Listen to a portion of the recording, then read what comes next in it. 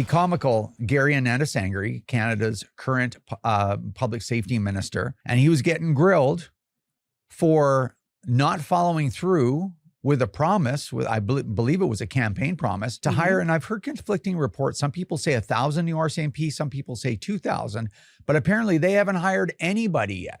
Yeah, that's right. So it was a campaign promise. I believe the numbers were 1,000 RCMP and 1,000 CBSA. And that way they would strengthen the border. They'd be able to stop the flow of illegal guns, drugs, human trafficking, like all the things that are going on. And of course, it's funny because when the minister was grilled about why this hasn't happened, he's like, well, I don't do the hiring. Huh? You know, it was like a Humpty Dumpty moment. You know, he's just like, well, no, obviously, Gary, you're not doing the actual job interviews, but both the CBSA and the RCMP fall directly under your purview. The buck stops with you. You're the minister. It's your job to make sure these promises are kept.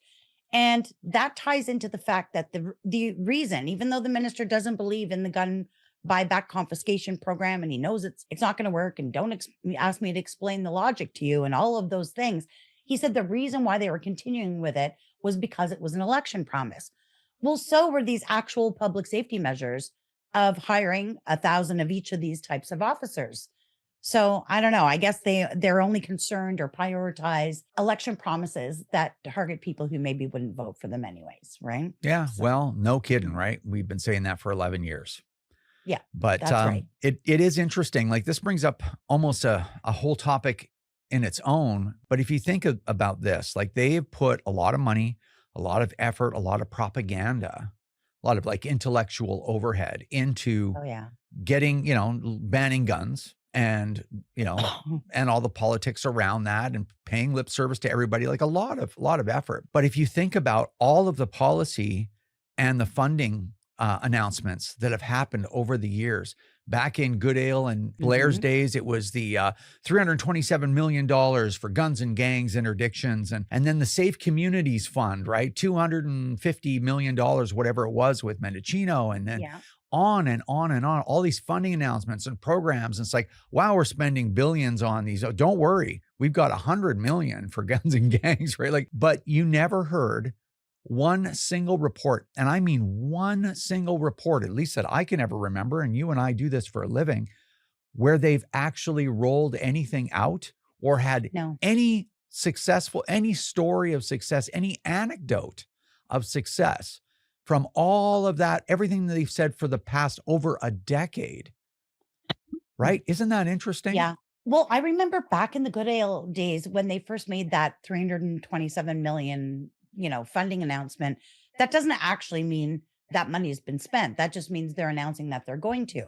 And we did an ATIP on that, if I'm not mistaken. And I believe it was somewhere around $90 million had been sent to various organizations out of that. And that was, when the next election rolled around in 2019, 𝐥𝐿𝐼 lost his seat, but they were still using that, like re-announcing that same announcement over and over, although it had never happened. So their record on public safety, like the data is in, right? We've had almost 11 years now to review their policies and how they've been affecting public safety. And the results are in. It's been a terrible, bloody disaster, right? It's cost Canadian lives. It's at an epidemic point where public safety is now one of the most important issues to Canadians, to citizens. This never was a thing. Growing up, this was never a thing.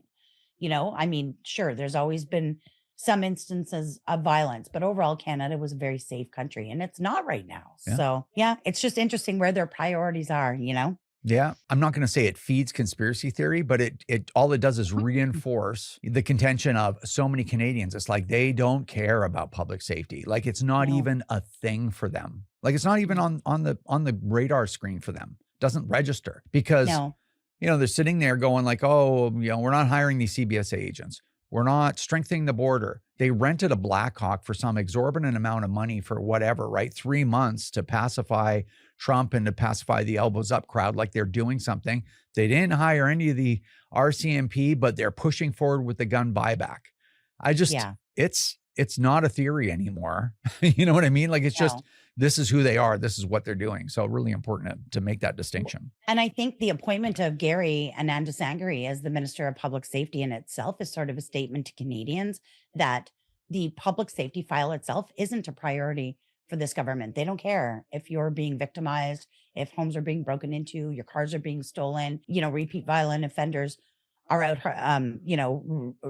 wreaking havoc on the streets. They don't care. They literally took, a Humpty Dumpty backbencher who doesn't have a clue about his file, didn't know anything about it, even, months into the job, freely admitted to a tenant that this thing isn't going to do anything. They just got to do it. Don't worry. We won't be so hard on you guys later. Votes in Quebec. And yeah, yeah, exactly. And when it comes to actually doing his job and getting some of those real things put in place, like they're hiring those workers, it's just, I don't know, not my job. I don't do the hiring.